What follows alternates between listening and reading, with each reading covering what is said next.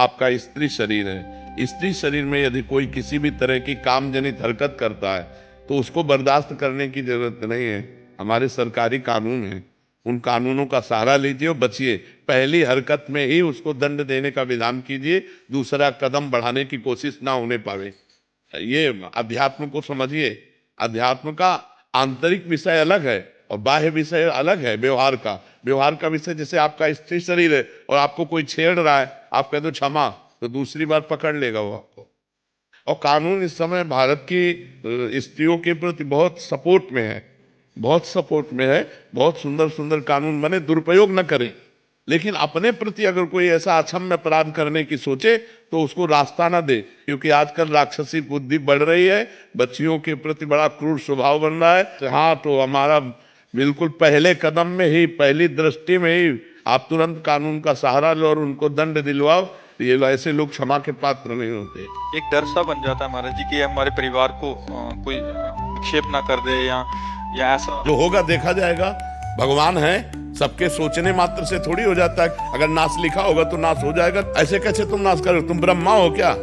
तुम भगवान हो क्या? देखेंगे हम। बिल्कुल डरपोक नहीं बनना चाहिए, बिल्कुल हिम्मत रखना चाहिए। देखेंगे अगर हम ऐसे हो, देखो बिल्कुल बिल्कुल फिट तैयार रहना चाहिए। मरना जिस दिन है उसी दिन मरेंगे, लेकिन इसके बीच में तुम हमको हस्तक्षेप करोगे? बिल्कुल कड़क रहना चाहिए। और अगर ये जरा भी इस तरह का कि एक दो लोग है हस्तक्षेप कर रहे हैं तो किसी तरह बचकर निकलना चाहिए और इसके बाद फिर सरकारी सहयोग लेकर के अपने बचाव पक्ष को रखना चाहिए। ये समाज अब ऐसा नहीं क्षमा करने लायक। अब नए नए बच्चे बहुत उद्दंड होते चले जा रहे हैं, बहुत उद्दंड। नशा करने लगे हैं, गंदी बातें देखते हैं मोबाइल में और उसी का प्रयोग प्रैक्टिकल करना चाहते हैं। तो गंदे गंदे आचरण, गंदी गंदी बातें हो रही। तो हम बहनों से प्रार्थना करते हैं, बिल्कुल क्षमा मत करो जी। एक समाधान और दे दीजिए महाराज जी, हमसे गलती हो गई और सामने वाला हमें बहुत ब्लैकमेल कर रहा है और फिर गलती पे गलती बन रही है। ऐसी स्थिति में हम बिल्कुल ब्लैकमेल नहीं होना चाहिए। अगर हमसे गलती हो गई तो एक बार गलती हो गई, माना कि तेरे साथ एक बार गलती हो गई तो ये थोड़ी मम्मी जाने पापा जाने विश्व जाने तो बार बार थोड़ी हम ब्लैकमेल होते रहेंगे। एक बार हमसे त्रुटि हो गई, एक बार गलती हो गई, दबना नहीं चाहिए कि एक बार हमसे गलती होगी भेद खुल जाएगा। महाराज जी, मेरी 17 साल की बेटी है जी। वो जैसे एक्टिवा पे जाती है, वो मुझे घर आके बोलती है मम्मा पापा की उम्र के भी ऐसे गलत। बिल्कुल बिल्कुल बिल्कुल बिल्कुल बिल्कुल नहीं।